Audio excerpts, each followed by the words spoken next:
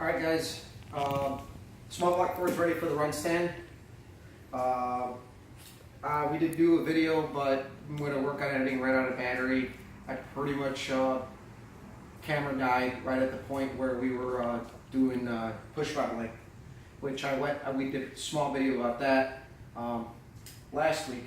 But I did the final assembly. We got the correct water pump, got the intake on, got the fuel pump block off. We are going to run EFI on this. Thermostat housing's on, obviously no thermostat as it's going to go on the run stand. And it's pretty much all set to go. I still have to torque down the balancer bolt because I don't have a flywheel, can't really lock it down. So that's all set. The next week I'm going to get that set up on the run stand and we're going to fire it up probably in the next 2 weeks or so. I'm going to give myself a week to go over all, make double sure, make sure everything's good. Now the other thing I was going to bring you guys to is my small block holds. This thing was fired up back in May and it ran good. But while redoing the intake manifolds, it was high fin, Santa fin guys, these are the running around the cars, shot out. But after running it on the stand, of course, my kryptonite is end rail seals. I never get them right the first time. I always have to redo them twice. So while I was doing the intake seals, I popped off the valve covers and realized that the polylocks had some witness marks, meaning my rocker arms were hitting on there. And I had jumped on to one of the Facebook pages, see what other guys thought. You know, maybe I could just notch it. It is just a slight area that's hitting it. It only has like not even 1/8 of an inch. I could technically get away with notching it, but a lot of guys gave me shit. As always, they're saying, buy the correct shit and you won't have a problem. I'm like, well, at this point in the game, what I need to do to correct this is actually mill the pads. Based off of some Oldsmobile literature that's out there, you start to run into clearance issues with the slots on Ford rocker arms up around 540 lift. That's according to the BTR Oldsmobile V8 book. That's where your clearance issues really start to begin. And if I was to drop, you know, the rocker arm lower, it would change the geometry a little bit and it would give me a lot more length at the slot. So what I did was I ordered some poly locks that are about 10 thousandths thinner on the body, and I went with a slightly shorter push rod, which isn't going to give me the world's most ideal pattern, but it's still in the center with a slight sweep, so I'm going to live with it now, and that is sacrificing valve guide life a little bit, quite possibly, but I have ran push rods that were completely totally off because I didn't know as much, I didn't know any better, so the machine shop gave me these push rods and they're like, this is what you need. So I ran that without knowing. And then once I went to a bigger cam, I again ran into clearance issues, but that was with a hydraulic cam. This is a solid lifter cam, so it's not going to be as forgiving. With my old setup, I maybe got away with it because I had a hydraulic lifter that absorbs a little bit of that, acts as a cushion. Now on this one, you didn't see any visible movement on the studs to the naked eye, but I did set up my dial indicator, and on some of the more extreme ones we were seeing about 20 thousandths of movement, and I was only on 2 of them, oddly enough. So that tells me that there's some inconsistencies in the manufacturing of these rock arms, and you can tell on the body of them, some of these are actually a little bit more round in here. Some of them are a little bit flatter. This one's a little bit flatter. So that's just, you know, these are some Pro Comp units I ran in the past before with no issues, but there is some inconsistencies in manufacturers. So that's just it. I ended up, the push rod I had on there gave me a good pattern, nice, thin, no sweep, which is what you want. And I shortened it down by about 75. That's actually going to end up being 80 thousandths because I ended up running a big block Mopar push rod. That's what I ordered. You should have that tomorrow. Be able to recheck these all individually. So now I'm going to have to check each and every single rocker arm. I did buy one push rod to make sure that it was going to work, the correct length. I'm going to check every single stud for movement clearance. It's not going to be as simple as dropping stuff in and going with it. Which brings me to my next point. Guys are going to quickly tell you, why don't you just do the right shit? Well, that's fucking fine and dandy. Pardon my French there. But honestly, I think part of the hobby is figuring out what works, having quite a bit of obstacles. I have learned quite a bit because I've done things a little bit differently than a lot of people. I think a lot of the information that's being shared out there, a lot of it is just regurgitation of what people have taken in. and they have followed the recipes and they followed the books, and that's fine. There's some people that want to do that, and then there's people like me that are kind of crazy. And yeah, we want a little bit of failure. We don't want catastrophic failure, but we want to come across this because there's theory and then there's application of theory. Theory doesn't mean experience, but proper application of theory is, I think, some of that experience. And I'm not by all means a professional. I have learned this through countless mistakes over the last 12 years of messing around with cars. You want to talk about having machine shops incorrectly pressing rods and finding that out when you're assembling the short block and things are binding up. Oh, there's an offset in the bearings. Just stupid stuff like that that I've learned over the years. But it's because some of it was an experience and some of it was calculated risk. And in this situation, yeah, I'm taking a calculated risk. And I'm going to run a slightly shorter push rod, slightly smaller poly lock, diameter-wise. And we're going to throw it back on the stand, run it, and see what it looks like afterwards. I am going to buy some machinist dye to put on there, and that'll tell us if we're hitting some die chem. We're going to put on there, brush it on. But ultimately, that's my whole thing. You get a big conversation, a big thing is guys that are getting out of the hobby are like, there's no younger guys coming in. Well, the problem is you got these guys that just because they're older think they are more experienced, but that's not always the case. You get a lot of people that, especially in this hobby, that are highly opinionated because it's full of testosterone and nut tugging, that they know better, which part of this hobby is kind of learning it your way, because you know what, we're losing guys that were in this hobby when it was still young and fresh. And that can-do mentality is these guys were back in the 50s and 60s, taking GMC superchargers and putting them on flathead Fords. They were taking other components from other makes, models, whatnot, and making them work. And I think part of that ingenuity is a big part of what makes the hobby fun. Now, I'm not saying be total risk taker and put stuff together, but you have to be careful. And I think that's one of the reasons why a lot of younger guys aren't going towards these cars, is because getting people that are genuinely willing to help you and telling you, hey, if you want to try it, that's fine, but it might not work. Half the time, actually, if not 80% of the time, when you get up there is, you're doing it wrong, you're doing it wrong, you're doing it wrong. And I think with my last engine, I proved to a lot of people that, yeah, it can be done. I did a lot of things with that engine a lot of people wouldn't do. That short block started out from a swap meet, failed with the flat cam. A lot of things were done wrong. The machine shop did things wrong that I did, I told them to do certain things, they didn't do certain things. That engine, not only was it destined to fail from the beginning, but it actually kind of failed while it was running. I built the engine and installed the camshaft and it went in fine. Well, apparently the people over at Howard's Cams either made a mistake or something and it didn't get hardened in the last process, and they blamed spring pressures, which the spring pressure was fine. And the camshaft pretty much bent in the block during braking, and it had a really loud chirp. And I figured that something was wrong and it went away, and I drove it like that. But on the higher RPMs, this cam, it sounded like a bunch of birds were chirping on the hood. And when I did the framework to the olds, I had the engine on, I realized that we had a winter that was like 45 below. Well, the seal had failed in the head gaskets, I had water in the cylinders. Took it all apart, realized that the cam bearings had melted. I tried to take the cam out. I had to use a 10-pound, my body hammer, and knock it out, right?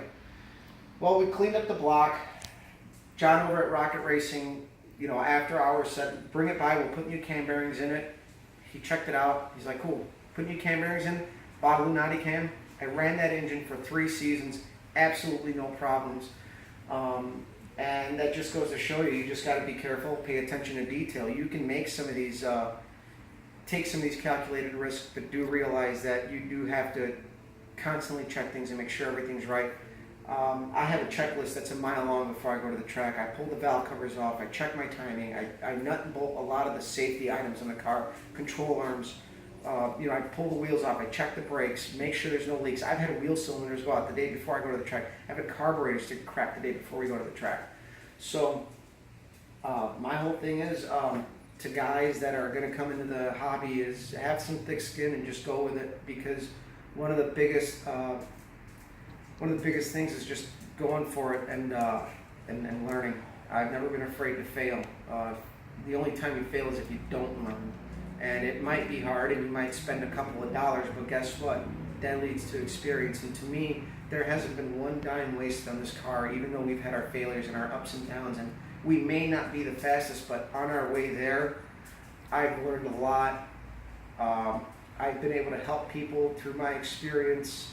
I've had my share of failures, I guess, if you want to call them that. I've usually been able to catch stuff. So I think that's a big reason why in the hobby there's a lot of guys that are getting, you got a lot of younger guys working with younger guys on like Hondas and stuff, and I see this, and I guess that part of the community is still kind of young, so everybody's kind of probably learning together, and here you are, I'm messing around with iron that's 3 times my age, almost 2.5 times my age, and there's a lot of guys out there that have done it, and they think their way is correct. And not saying that they're incorrect, but I think people get caught up in that whole I'm right and you're wrong, you do it my way, it's the highway. I'm sorry, but I came up in the industry, in the auto body trade, with a lot of people that were that way. And I wanted to do things my way. Why? Because the way I break down information, and this is one thing that I absolutely tell everybody, the way that individuals break down information is different from everybody else. The way that you think is perfect may not make sense to somebody, and they're going to have to figure that out. And for me, I realized, like the rocker arm pads, I realized why it's now that I'm running a much higher lift cam with little to no clearance, because I'm running a solid lifter cam. I'm starting to realize why it's important to know the pads. In the past, I got away with it with a hydraulic cam, and yeah, I had to get the push rod length correct in that situation too, but you get to really see why it's important. And some people aren't willing to risk it, and for me, I kind of have to throw caution to the wind a little bit, because I think part of that, what makes this fun for me, is I bought this car with the whole intention of learning and honing my skills, and that's why it's important for me to do all of my own work, because if somebody else does it, I don't learn anything. You can go buy an engine, have it built, put it in, fire it, that's easy. Now if you build it and you go through the procedures and you have to learn, you have to go out of your way to really make sure it's right. And I personally think most people that do it for the first time are going to be even more careful because you're nervous. I can relate this to my trade, the current shop I'm at. When I first started there, I hadn't really done a lot of heavy collision, and they kind of worked me into it. But there's never been a point where I've been like, oh shit, I screwed up. They've been very helpful and said, hey man, we got enough experience in the house, dude, there's no problem, just go for it, go in head first. And it's the same way I learned in the shop. There's no better way than just applying it. I've read the books, I've worked around guys, and the longer I'm there, the bigger work I do. And it's getting easier and easier because you build that confidence, so the more you do, the more you're going to get out of it. But it's one whole thing, it's like that whole do-it-yourself mentality. And I think it's also something that's starting to get lost from the hobby. Everybody pays for convenience. Nobody wants to have that struggle, right? They just want that instant gratification, jump in the car, fire it up, get it out the trailer, go race it, go down the road, do all that. Nobody wants to deal with the struggles, The Bonneville we did the EFI on, and we still got a couple bugs to work out of it, but I'm very happy. But there's a learning curve there with the EFI and the tuning. I also got a heat soak issue, but you've been able to enjoy the car at least. But I think a lot of people would get frustrated when you do a lot of work and you hit a hiccup. But I see it as like, it's an opportunity to learn. And I think a lot of the older guys that are out there helping people out, it's more or less do it my way or the highway. And I think that's what turns a lot of people away from it. I think if people really looked at it, nobody wants to get talked down to because they don't understand, and you get people that are impatient because they're a bunch of crabby ass fucks. And unfortunately, it has a lot to do with you're dealing with a bunch of older guys that they're stuck in their ways. So my best advice to anybody getting into this hobby is, especially with the older cars, is just do it. People say you shouldn't do it, find a way to make it work, and then rub their face in it, because I enjoy doing that. Somebody tells me I can't, I will do it. I will try my hardest to do it.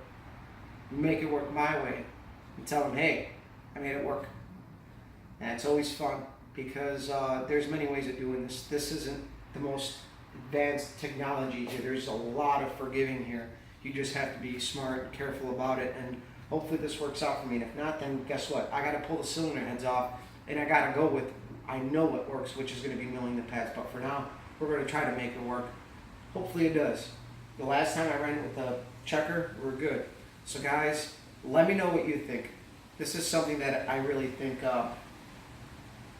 doesn't get talked about. It gets brought up a lot, and it's just a bunch of old guys talking amongst themselves like, oh, you go to car shows and nobody wants to look at the old cars anymore. Well, everybody's seen your fucking stock Camaro or Corvette or Mopar. They're cool. I love cars, but what? You wrote a check to have the engine built? You wrote a check to have the body work done? You wrote a check for this, for that? What did you do? You just put the parts in and ran it?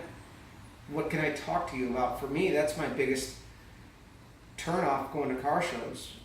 You're going to talk to me about the rarity of your car? Fucking great. I can go read a book too. I want to talk to guys. That's why I love going to the racetrack. And I mean, I know he's talked the most, but I just watch. When guys have issues at the track, I pay attention. What's going on? You just take that. Be a sponge. Hang out with the people that you want to be like, right? And just take in their information. And as years go by, you'll learn why they were doing that. And for me, very early on, I got hooked up with a bunch of guys that were serious Oldsmobile racers, and I just paid attention. And a lot of that stuff is making sense as I'm going through some of this stuff. So guys, again, sorry I got off subject there a little bit, but let me know what you guys think, your feedback, why you think the hobby is failing with the younger crowd. Again, subscribe to my YouTube page, jump on Facebook, Coppers Garage. You know, I'll share my projects as we go. Right now it's tapered off a little bit, but I figured the last couple of weeks this has been weighing heavy on me about this. And the last week I went and, of course, I posted what I'm thinking about doing, and I got everybody jumping down my fucking throat because it's wrong. Don't do it that way. Well, we're going to try to do it our way. We're going to try to make it work. I ain't saying you're wrong, but I'm trying to think outside the box here. So let me know what you guys think.